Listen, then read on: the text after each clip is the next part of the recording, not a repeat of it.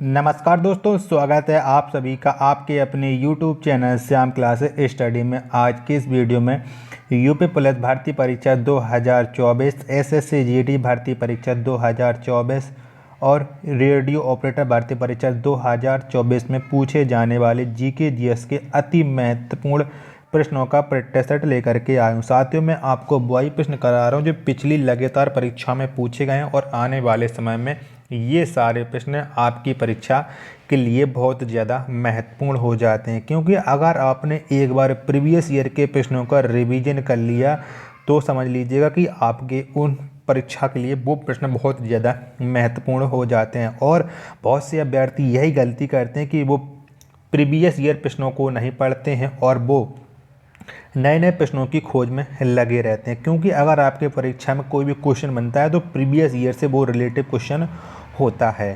तो आशा करता हूँ आप लोग इस प्रैक्टिस सेट को पूरा करेंगे।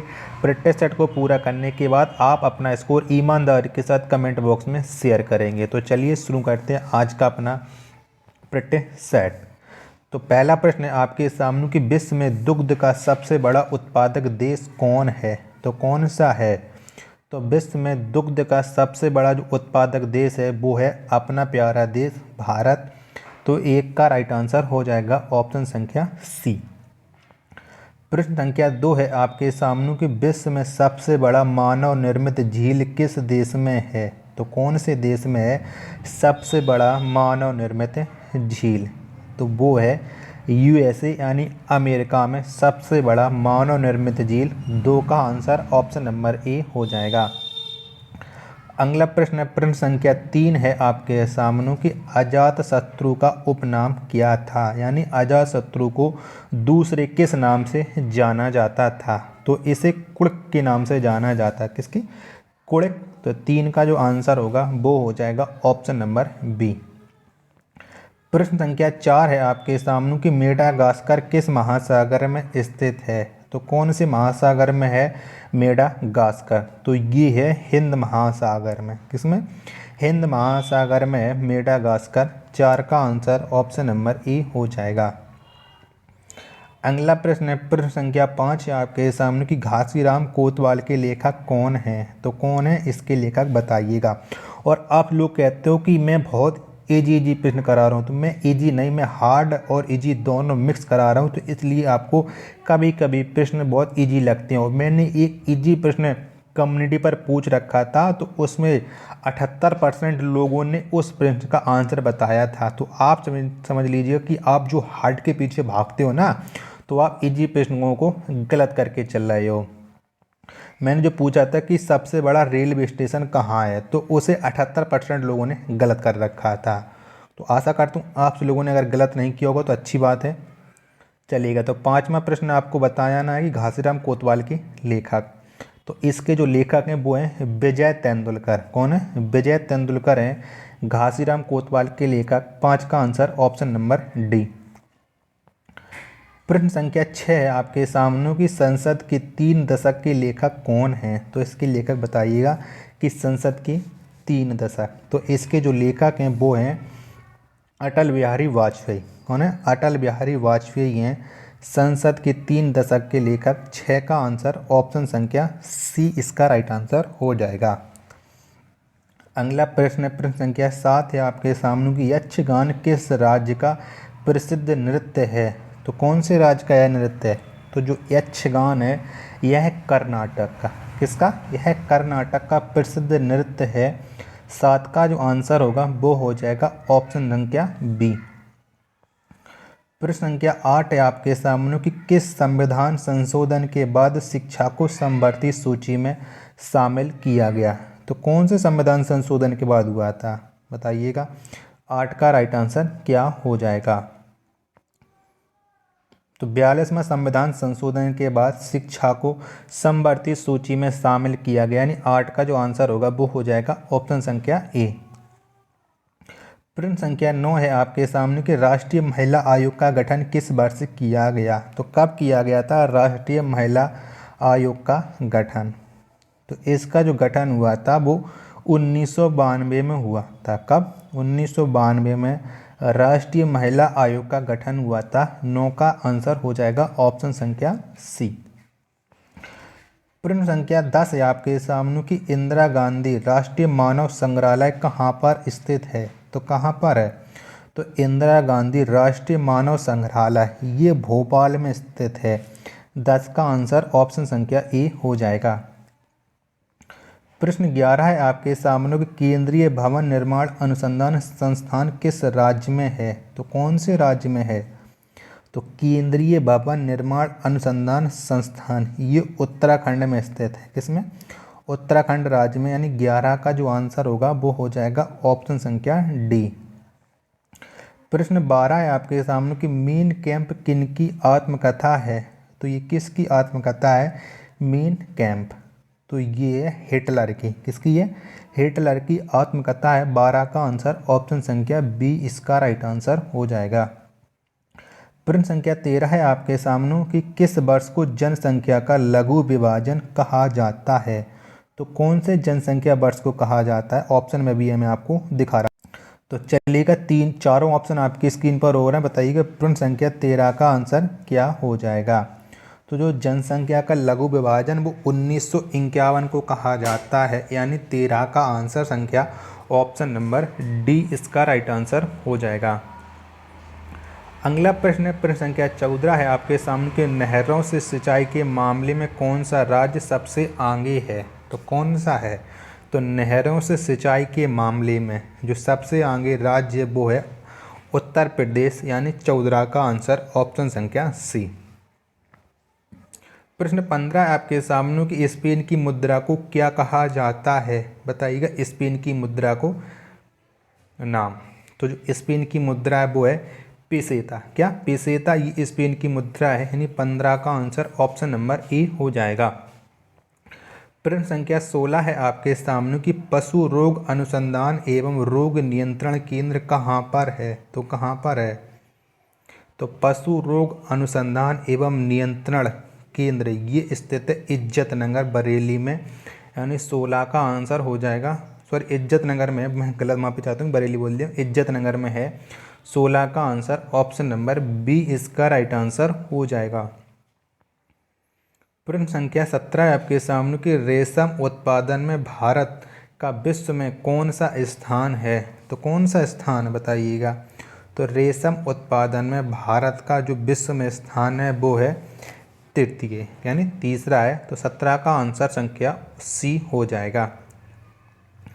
प्रश्न 18 है आपके सामने कि ब्लैक बग राष्ट्रीय उद्यान किसके लिए प्रसिद्ध है? तो ये किसके लिए जाना जाता है ब्लैक बग राष्ट्रीय उद्यान? तो ये है काले हिरण के लिए। क्या? काले हिरण के लिए है, यानी 18 का आंसर ऑप्शन संख्या सी हो जाएगा। प्रश्न संख्या 19 है आपके सामने कि सबसे बड़ा श्वेत रक्त कण है? तो कौन सा है सबसे बड़ा श्वेत रक्त कण? तो ये है मोनोसाइट। कौन सा है? मोनोसाइट है सबसे बड़ा श्वेत रक्त कण। 19 का आंसर ऑप्शन संख्या ए हो जाएगा। प्रश्न संख्या 20 है आपके सामने कि पोलियो रोग में शरीर का कौन सा अंग प्रभावित होता है? तो कौन सा होता है बताइएगा प्रश्न संख्या 20 का आंसर। तो पोलियो रोग में शरीर का तंत्रिका तंत्र प्रभावित होता है। जो 20 का आंसर हो जाएगा वो ऑप्शन नंबर डी इसका राइट आंसर हो जाएगा। प्रश्न 21 है आपके सामने कि भारत की राष्ट्रीय नदी कौन है? तो कौन सी है भारत की राष्ट्रीय नदी? तो इसका तो आंसर कोई भी लोग गलत नहीं करेंगे। तो ये है गंगा नदी, यानी 21 का आंसर ऑप्शन संख्या ए। प्रश्न संख्या 22 है आपके सामने कि राष्ट्रपति के रूप में सबसे छोटा कार्यकाल किनका रहा है? तो किसका रहा है बताइएगा? तो राष्ट्रपति के रूप में सबसे जो छोटा कार्यकाल रहा है वो रहा है जाकिर हुसैन का। किसका? जाकिर हुसैन का।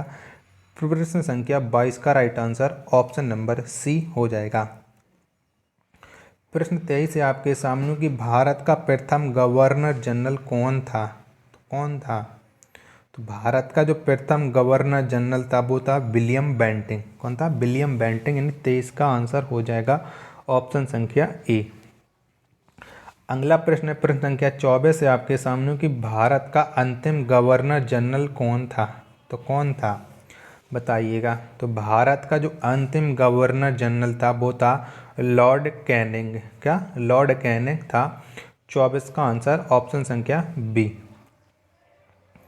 प्रश्न संख्या 25 है आपके सामने कि स्वतंत्र भारत का प्रथम गवर्नर जनरल कौन था। तो बताइएगा स्वतंत्र भारत का प्रथम गवर्नर जनरल। तो ये लॉर्ड माउंटबेटन ये था स्वतंत्र भारत का प्रथम गवर्नर जनरल।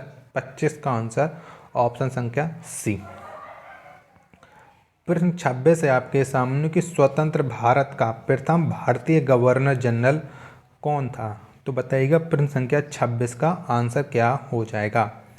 तो स्वतंत्र भारत का प्रथम भारतीय गवर्नर जनरल ये श्री राजगोपालाचारी थे, यानी 26 का आंसर ऑप्शन नंबर डी हो जाएगा। प्रश्न संख्या 27 है आपके सामने कि भारत का प्रथम वायसराय कौन था। तो बताइएगा भारत का प्रथम वायसराय। तो लॉर्ड कैनन। कौन लॉर्ड कैनन ये भारत का प्रथम वायसराय था। 27 का आंसर ऑप्शन संख्या बी। प्रश्न 28 है आपके सामने कि भारत का अंतिम वायसराय कौन था। तो कौन था। तो भारत का जो अंतिम वायसराय था वो था लॉर्ड माउंटबेटन। कौन लॉर्ड माउंटबेटन। 28 का आंसर ऑप्शन संख्या सी हो जाएगा। प्रश्न संख्या 29 है आपके सामने कि इंडिया गेट की नींव ब्रिटिश सरकार ने कब रखी थी। तो कब रखी थी बताइएगा। प्रश्न संख्या 29 का राइट आंसर। तो इंडिया गेट की नींव ब्रिटिश सरकार ने 1921 में रखी थी, यानी 29 का आंसर ऑप्शन नंबर बी इसका राइट आंसर हो जाएगा। प्रश्न 30 है आपके सामने कि इंडिया गेट के बीच में अमर जवान ज्योति को कब स्थापित किया गया। तो कब किया गया था। तो इंडिया गेट के बीच में अमर जवान ज्योति इसे स्थापित किया गया था 1971 में। कब 1971 में। 30 का आंसर संख्या सी हो जाएगा। प्रश्न 31 है आपके सामने कि संसद भवन की नींव पहली बार कब रखी गई। तो कब रखी गई थी संसद भवन की नींव पहली बार। तो ये 1921 में रखी गई थी। 31 का आंसर ऑप्शन संख्या सी हो जाएगा। प्रश्न 32 है आपके सामने कि संसद भवन का विधिवत उद्घाटन कब किया गया। तो कब किया गया था संसद भवन का विधिवत उद्घाटन। 18 जनवरी 1927 को संसद भवन का विधिवत उद्घाटन किया गया था। 32 का आंसर ऑप्शन नंबर बी हो जाएगा। अगला प्रश्न है आपके सामने कि संसद भवन का विधिवत उद्घाटन किनके द्वारा किया गया। तो किसके द्वारा किया गया था। तो संसद भवन का जो विधिवत उद्घाटन किया गया था वो लॉर्ड इरविन के द्वारा किया गया था। 33 का आंसर ऑप्शन संख्या ए हो जाएगा। प्रश्न 34 है आपके सामने कि भाषा के आधार पर राज्यों का पुनर्गठन किस वर्ष किया गया था। तो कौन से वर्ष किया गया था भाषा के आधार पर राज्यों का पुनर्गठन। तो 1956 में किया गया था, यानी 34 का आंसर ऑप्शन संख्या बी इसका राइट आंसर हो जाएगा।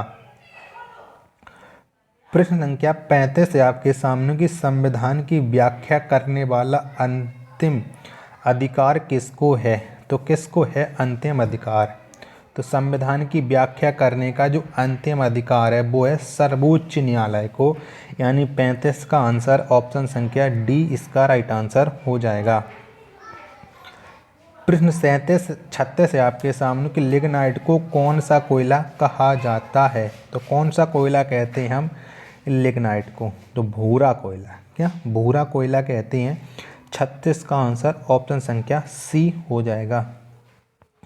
प्रश्न 37 है आपके सामने कि कौन सा विटामिन किसी भी मांसाहारी भोजन में नहीं पाया जाता है।